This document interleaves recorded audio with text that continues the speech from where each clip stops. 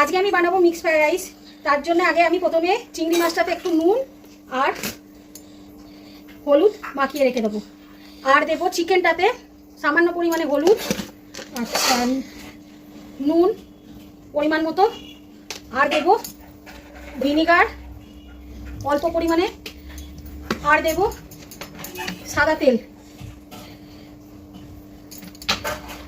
আর দেবো আদা রসুন লঙ্কা পেস্ট করা।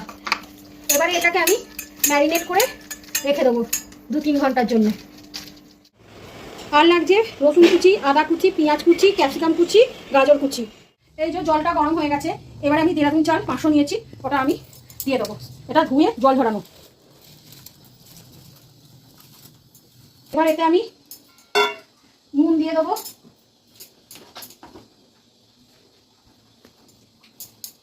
এমন পরিমাণ নুন দিতে হবে যাতে ভাতের মধ্যে ভাত প্রবেশ করে, যাতে লবণটা। জলটা একটু নুনে খরা খরা হবে, তবেই ভাতটা ওই লবণটা শুষবে।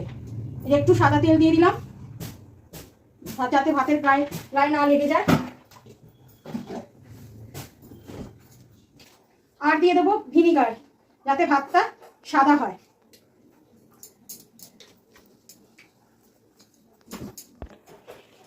একটু নেড়ে দেবো, এভাবে আমি ভাতটা করে নেব। কড়াইতে দিয়ে দিলাম এবারে সাদা তেল। এবারে আমি একে একে সব ভেজে নেব। তেল গরম হয়ে গেছে, গাজরটা একটু আগে ভেজে নেব।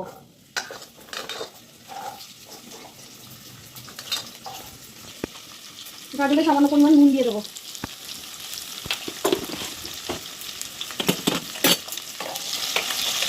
একটু নেড়ে চেড়ে ঢাকা দিয়ে দেবো, গাজরটা একটু সেদ্ধ হয়ে যাবে। এবারে দিয়ে দেবো রসুন কুচিটা, আর এক সাইডে দিয়ে দেবো আদা কুচি।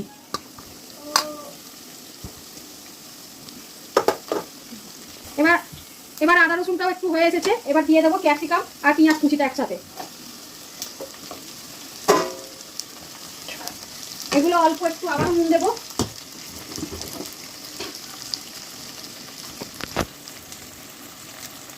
অল্প একটু আবার নুন দেবো, নুন দিয়ে এটাকে নেড়ে চেড়ে নেবো।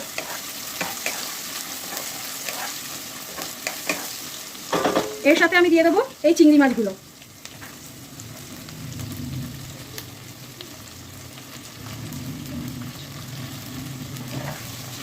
ভালো করে নেড়ে চেড়ে ভেজে নেবো। হয়ে গেছে, তুলে নিয়েছি। এবার আমি দিয়ে দেবো এই চিকেনটা। কড়াতে তেল দিয়ে দিয়েছি, আবার এই যে চিকেনটা দিয়ে ভেজে নেবো ভালো করে। এবারে আমি অল্প অল্প করে ভাত দিয়ে দেবো।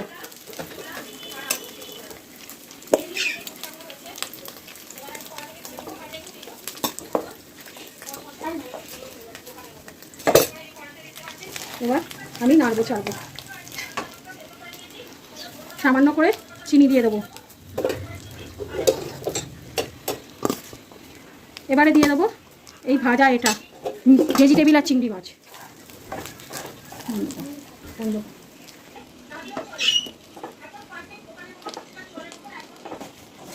এই যে আমার আস্তে আস্তে করে মিক্স করে নিচ্ছি। এরপরে আমি দেবো আরও দুটো জিনিস। এবারে দিয়ে দেবো এর মধ্যে 1 ছিপি গোলাপ জল, আর দিয়ে দেবো 1 ছিপি কেওড়ার জল। এই যে আমি সব দিয়ে এবার ভালো করে নেড়ে চেড়ে নিয়েছি। নিয়ে এটাকে আমি এবার 5 মিনিট স্ট্যান্ডে, ঢিমে আছে স্ট্যান্ডে রেখে দেবো, দিয়ে বন্ধ করে দেবো।